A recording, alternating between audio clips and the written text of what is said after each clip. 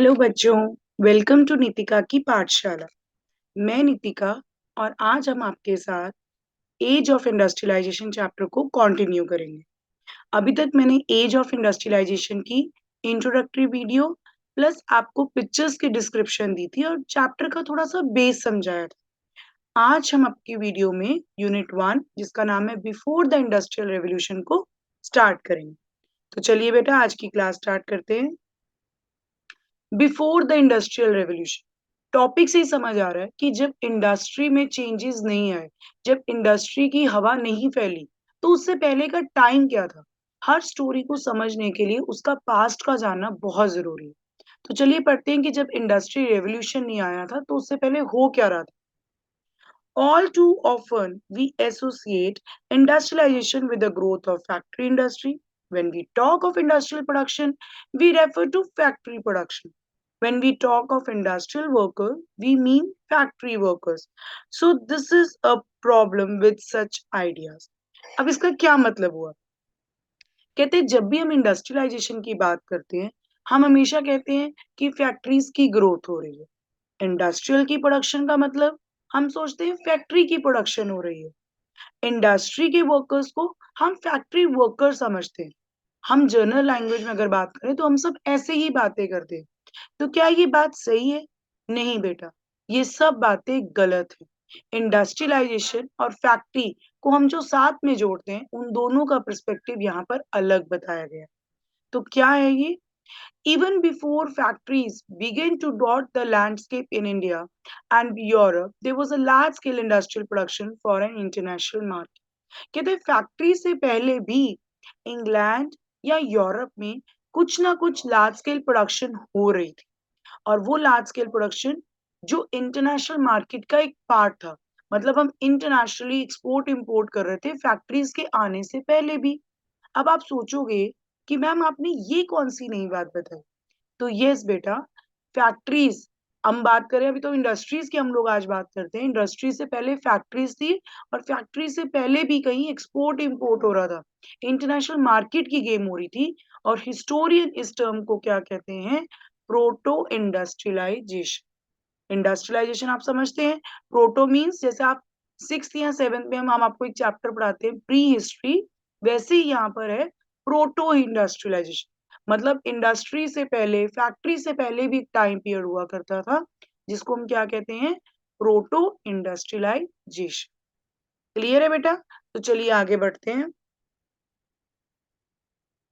Y merchant turns towards country side, इसी को लेकर एक क्वेश्चन भी बन जाता है कि यूरोप के जो मर्चेंट्स थे, मर्चेंट मीन्स जो ट्रेडर्स थे, वो कंट्री साइड। अब कंट्री साइड क्या होती है? कोई भी आप कंट्री ले लीजिए, उसके जो बॉर्डर एरिया होते हैं, जिसको हम ज्यादातर हम विलेज एरिया कह देते हैं या हम लोग आउटस्कर्ट्स एरिया जो कह देते हैं, तो उसको हम क्या कहते हैं? Country side. तो जो मर्चेंट्स थे, क्योंकि अब आपको मैंने पहले भी बताया था बेटा पहले वीडियोस में कि ये चैप्टर दो पर्सपेक्टिव से हम पढ़ेंगे, ब्रिटेन पर्सपेक्टिव से और इंडियन पर्सपेक्टिव से। तो ये पर्सपेक्टिव मैंने ब्रिटेन स्टार्ट किया, ठीक है, कि मर्चेंट्स टाउन्स को छोड़ के, सिटीज को छोड़ के कंट्री साइड की तरफ क्यों जा रहे थे। तो चलिए बढ़ते हैं। Merchants from the towns in Europe begin moving to the country side. Merchants क्या कर रहे थे? यूरोप के टाउन्स को छोड़कर कंट्री साइड की तरफ जा रहे थे, supplying money to peasants and artisans, persuading them to produce for an international market. अब क्या करते थे ये कंट्री साइड में जाकर? ये पीजेंट्स, आर्टिशंस जो कंट्री साइड में थे, उनको सप्लाई देते थे। किस चीज की? उनको मनी दिया करते थे। अब आप सोचेंगे मर्चेंट्स कंट्री साइड में जाके मनी क्यों दे रहे थे उनको? क्यों दे रहे थे? वो उनको प्रस्यूट कर रहे थे, वो उनसे रिक्वेस्ट कर रहे थे कि आप इंटरनेशनल मार्केट के लिए, यस, वो प्रोटो इंडस्ट्रियलाइजेशन बात आई ना याद, उसके लिए गुड्स को प्रोड्यूस करो। ठीक है जी। अब क्या बात होती है? उन्होंने उनसे रिक्वेस्ट करी, with the expansion of trade and acquisition of the colonies, the demand for goods began growing. अब डिमांड्स फॉर गुड्स, अब वो उनसे जाके रिक्वेस्ट कर रहे हैं इंटरनेशनल मार्केट के लिए प्रोड्यूस करो, तो इट मीन्स कहीं ना कहीं डिमांड बढ़ रही होगी। तो डिमांड बढ़ कहाँ रही थी?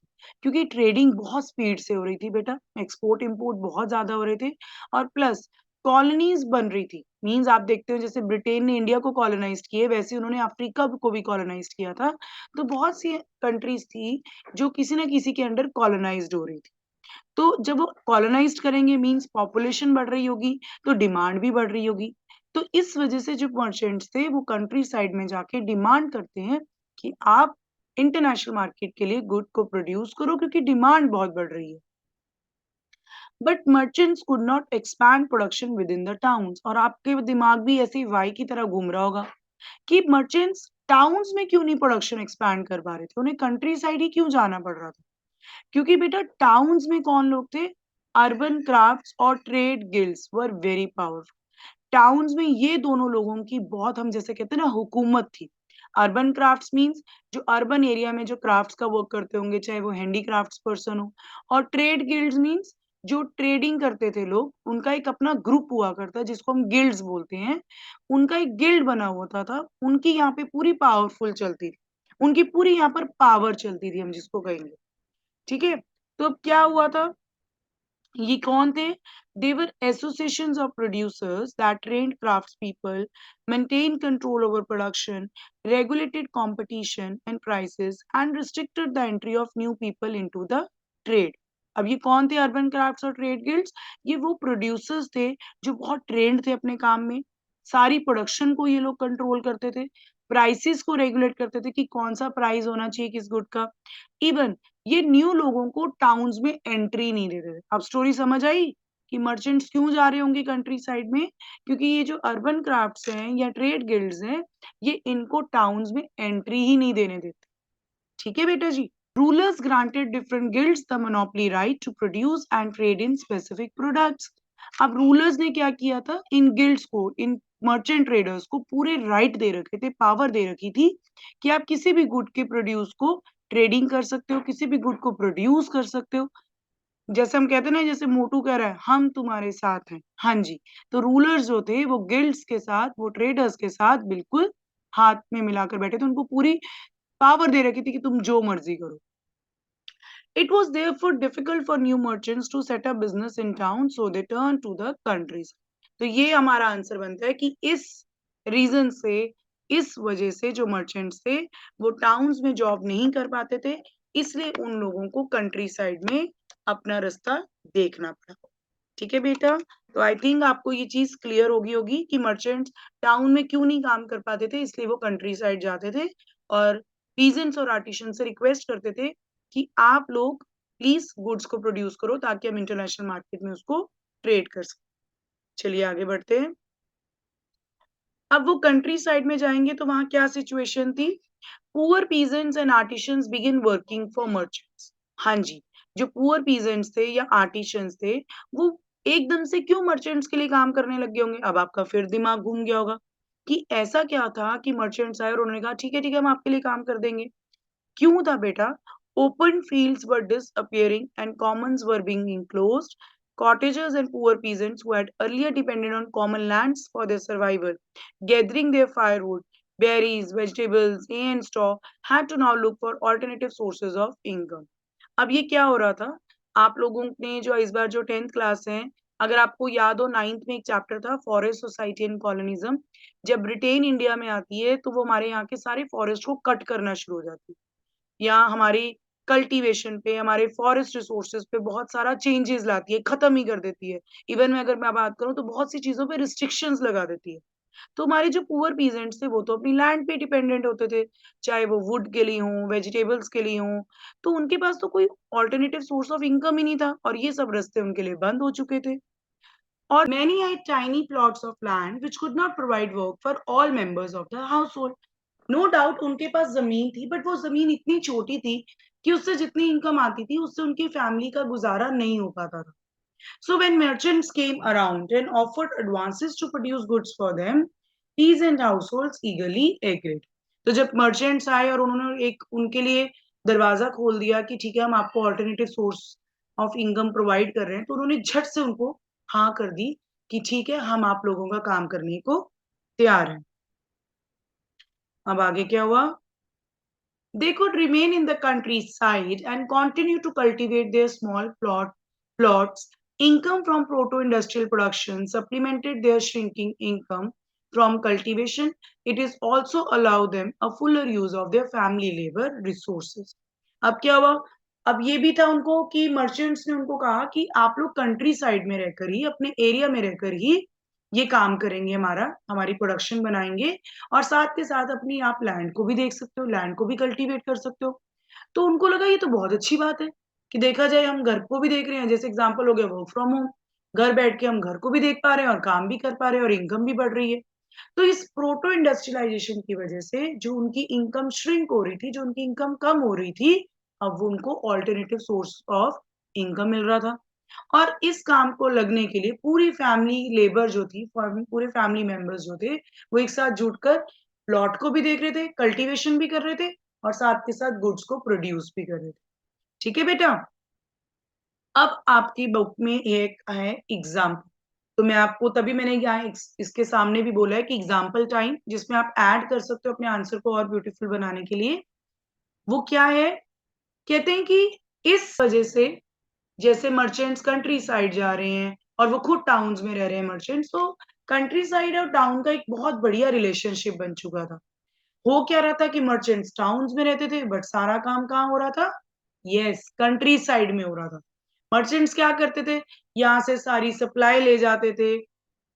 अगर मैं बोलूँ यहाँ से वूल ले गए, थ्रेड ले गए, वहां जाके वो जो वीवर्स हैं वो उसको धागे को पिरोकर कपड़ा बना रहे हैं। सारा कुछ वहीं कंट्री साइड बन रहा है।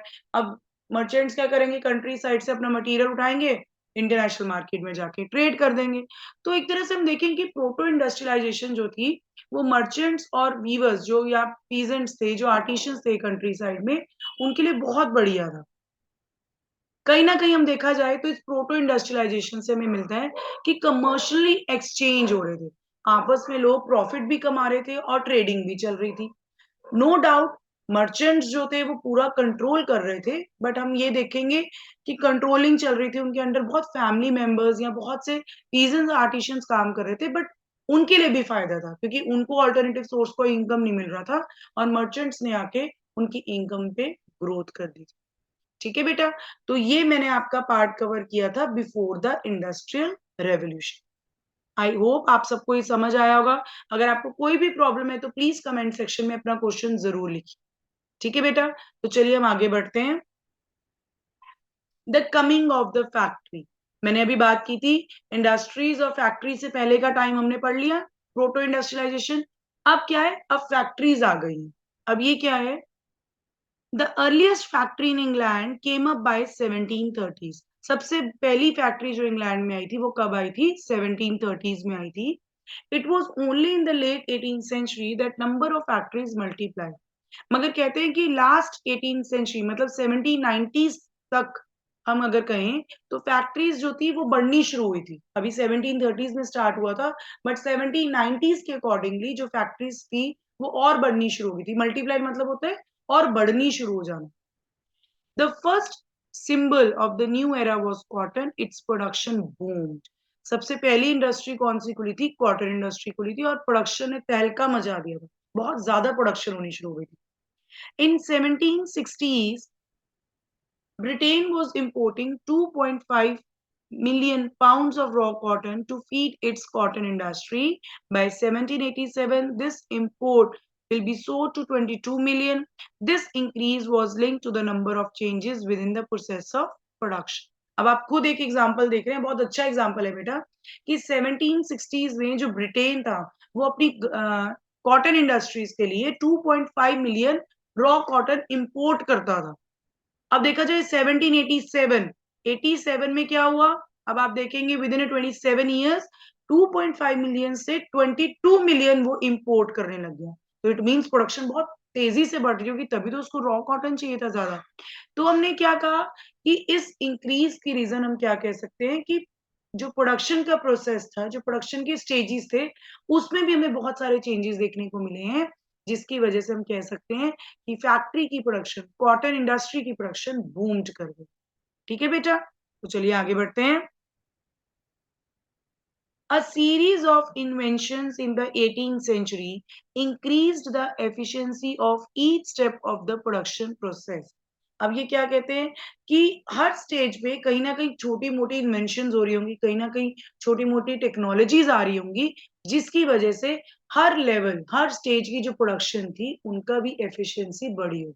अगर आप सोचें कि अगर एक इंडस्ट्री में 4 स्टेप्स हैं, तो हर स्टेप की कहीं न कहीं प्रोडक्शन इसलिए बढ़ी है क्योंकि हर स्टेप की एफिशिएंसी इंक्रीज़ हुई है।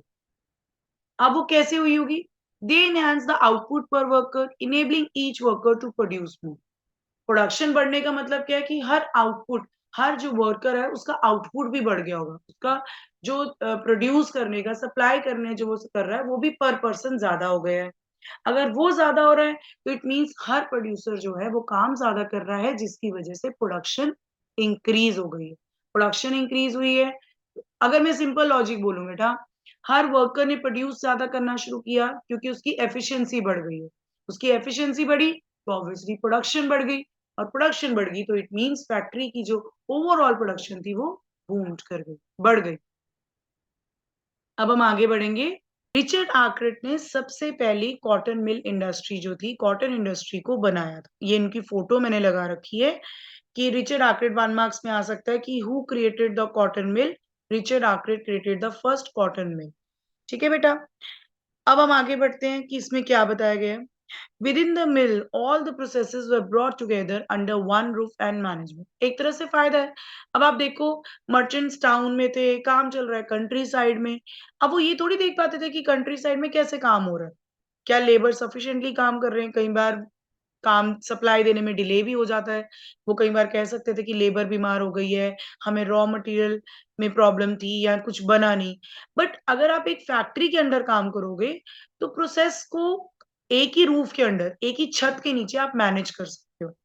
So this allowed a more careful supervision over the production process, a watch over quality, and the regulation of labor, all of which had been difficult to do when production was in the country. तो एक तरह से फ़ायदा हो गया।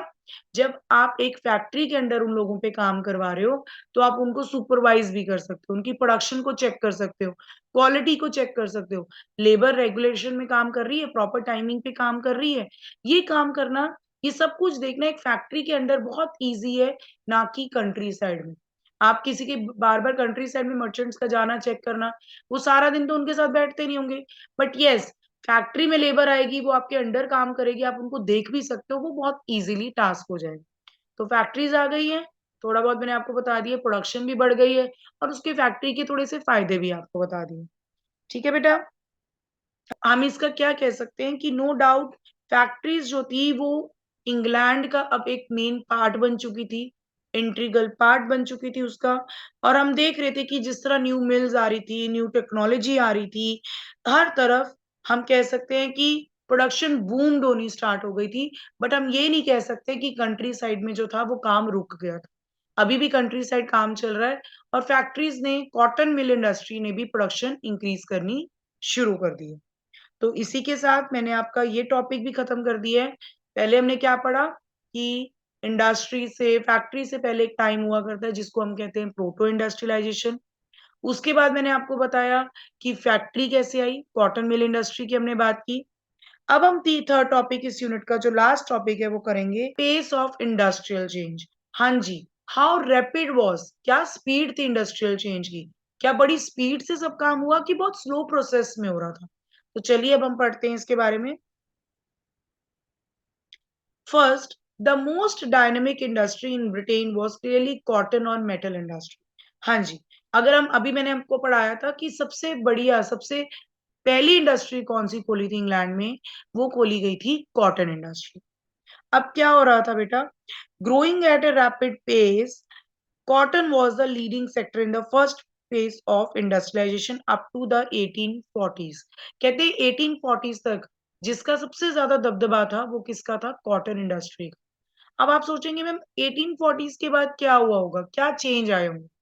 सोचो, आप लोगों को शायद थोड़ा सा याद आए कि 1840s के बाद क्यों कॉटन इंडस्ट्री का थोड़ा सा कम होना शुरू हो गया और कोई और इंडस्ट्री बढ़ गई। चलिए मैं आपको बताती हूँ, क्योंकि बेटा 1840s के बाद ऐसा क्या हुआ कि कॉटन इंडस्ट्री जो है वो लीडिंग सेक्टर इंडस्ट्री नहीं रही। क्योंकि अगर आपको याद हो बेटा 1840s के बाद रेलवेज आ गई थी। रेलवेज एक्सपेंशन की वजह से अब कॉटन की जगह कौन सी इंडस्ट्री आने वाली थी? Iron and steel industry. हाँ जी, क्योंकि रेलवेज एक्सपैंड हो रहे थे। कॉलोनीज आपको पता होगा ब्रिटिश ने इंडिया को, अफ्रीका को कॉलोनाइज्ड कर रखा था। तो जिसकी वजह से आयरन और स्टील इंडस्ट्री की डिमांड बढ़ी, मेटल इंडस्ट्रीज की डिमांड बढ़ गई थी। और हम कह सकते हैं कि थ्रू दिस अब कॉटन की जगह आयरन स्टील इंडस्ट्री की जो थी वो ज्यादातर प्रोग्रेस होनी शुरू हो गई। तो चलिए आगे बढ़ते हैं। The new industry, this is the second point. The new industry could not easily displace traditional industries. Even at the end of 19th century, less than 20% of the total workforce was employed in technological advance industrial sector. कहते हैं no doubt new industries आ रही थी, but उन्होंने कभी भी traditional industries को इतनी जल्दी डिस्प्लेस नहीं कर दिया, इतनी जल्दी मिटा नहीं दिया उनका नाम। क्यों?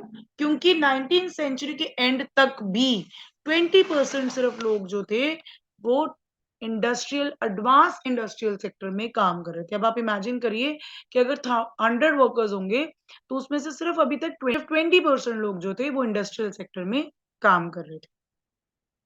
Textiles was a dynamic sector, but a large portion of the output was produced not within the factory but outside within domestic units. हाँ जी, कहते textile industry, no doubt cotton silk cotton industries थी, बहुत leading industry थी, but अभी भी सबसे ज्यादा आउटपुट फैक्ट्री से नहीं आ रहा था और कई इंडस्ट्री से नहीं आ रहा था। अभी भी सबसे ज्यादा आउटपुट कंट्री साइड से आ रहा था। अभी भी मतलब देखा जाए तो पीजेंट आर्टिशंस अभी भी नंबर 1 बने हुए हैं और कॉटन इंडस्ट्री अभी भी उनसे कम पे ही है। चलिए बेटा थर्ड पॉइंट पढ़ते हैं। The pace of change in the traditional industry was not set by steam to power cotton or metal industry, but they do not remain entirely stagnant either. कहते जो कहते हैं जो फर्स्ट इंडस्ट्रीज थी या traditional industries थी, no doubt उसमें कोई मेटल इंडस्ट्री का काम नहीं था, कोई स्टीम पावर नहीं लगी थी, कोई इलेक्ट्रिक काम नहीं था, बट वो आज भी they do not remain stagnant इधर। ठीक है बेटा, मीन्स वो रुके नहीं, they are not did not remain. यहाँ पीछे एक पार्ट रह गया, आप ऐड कर लेंगे, बुक में भी आप देख रहे होंगे, वो स्टेगनेंट नहीं थे, स्टेबल नहीं थे। क्यों नहीं स्टेबल थे? क्योंकि वो कहीं ना कहीं हम कह सकते हैं उन्होंने ट्रेडिशनल इंडस्ट्रीज ने अपने आप को चलते रहने के लिए स्मॉल स्मॉल इनोवेशंस वो अपनी इंडस्ट्रीज में करते रहे। चाहे वो फूड प्रोसेसिंग इंडस्ट्रीज थी, फर्नीचर इंडस्ट्री थी, बिल्डिंग इंडस्ट्रीज थी, मतलब उन्होंने सोचा कि ठीक है नो डाउट आयरन और स्टील इंडस्ट्री आ रही है, हम उसका मुकाबला इतनी जल्दी नहीं अभी कर पाएंगे, बट हमें रुकना नहीं है, हमें अपनी इंडस्ट्री में कुछ थोड़े थोड़े चेंजेस लाते रहने। Fourth point, technological changes occurred slowly. They did not spread dramatically across the industrial landscape. कहते हैं जो टेक्नोलॉजिकल चेंज आ रहा था ना, एडवांस इंडस्ट्रियल सेक्टर आ रहा था, वो इतनी जल्दी पूरे शहर में नहीं फैल रहा था, उसका इतना जल्दी स्प्रेडनेस नहीं थी, इतनी जल्दी उसकी हम कह सकते हैं बाउंड्री बहुत लिमिटेड थी उनकी।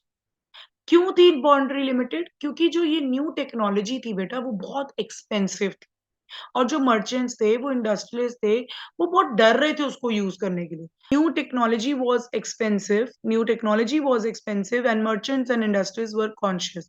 मतलब जो ये न्यू टेक्नोलॉजी थी बेटा वो बहुत एक्सपेंसिव थी और जो मर्चेंट्स थे, जो इंडस्ट्रीज थे, वो उसको घबराते थे यूज करने में।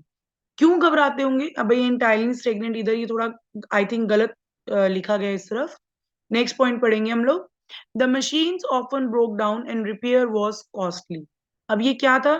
क्यों ऐसा था? क्योंकि बेटा वो डरते थे कि अगर मशीन्स खराब हो गई, अगर मशीन्स टूट गई तो बहुत खर्चा हो जाएगा हम लोगों का, अब इनको रिपेयरमेंट के लिए भी बहुत खर्चा चाहिए होगा। And they were not as effective as the inventors and manufacture claimed. और उनको कई बार ऐसा लगता था कि ये जो मशीनरीज है, जो न्यू टेक्नोलॉजी है, वो इतनी भी इफेक्टिव नहीं है। अब कहते हैं ना जब न्यू न्यू कोई चीज आती है मार्केट में, वो कई बार कई चीज चलती है और कई बार नहीं चलती है। तो मर्चेंट्स और ट्रेडर्स को लग रहा था कि जितना वो क्लेम कर रहे हैं ना कि ये कभी खराब नहीं होगी, कभी ऐसा नहीं होगा, ऐसा भी नहीं था। वो डरते थे कि अगर खराब हो गई, रिपेयरमेंट करवानी पड़ेगी तो और कॉस्ट पड़ेगी, इससे अच्छा तो हम अपने लेबर से ही काम चला रहे हैं। ठीक है ना?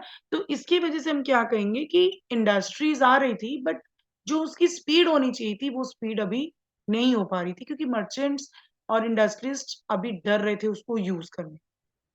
तो चलिए आगे बढ़ते हैं। Yes, example time. अब मैंने इस एग्ज़ाम्पल को थोड़ा-सा कुछ वर्ड्स चूज़ किए हैं, जिससे आपको मैं पूरी एग्ज़ाम्पल समझाऊँगी। ये एग्ज़ाम्पल है बेटा स्टीम इंजन की। किसने इन्वेंट की थी स्टीम इंजन?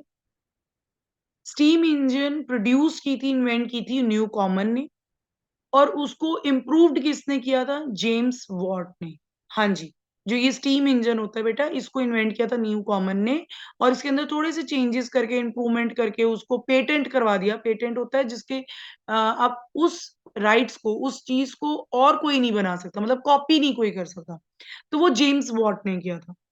उनको देखते-देखते उनके जो फ्रेंड थे मार्थ्यू बोल्टन, उन्होंने भी एक स्टीम इंजन का न्यू मॉडल बना लिया। उनको लगा था अब इंडस्ट्री का टाइम आ रहा है, क्यों ना अब हम स्टीम इंजन्स को इन्वेंट करें, थोड़ी-सी प्रोडक्शन और बढ़ जाएगी। बट कहा जाता है कि ये बना तो रहे थे, बट मार्केट में उसको खरीदने के लिए कोई बायर्स नहीं थे।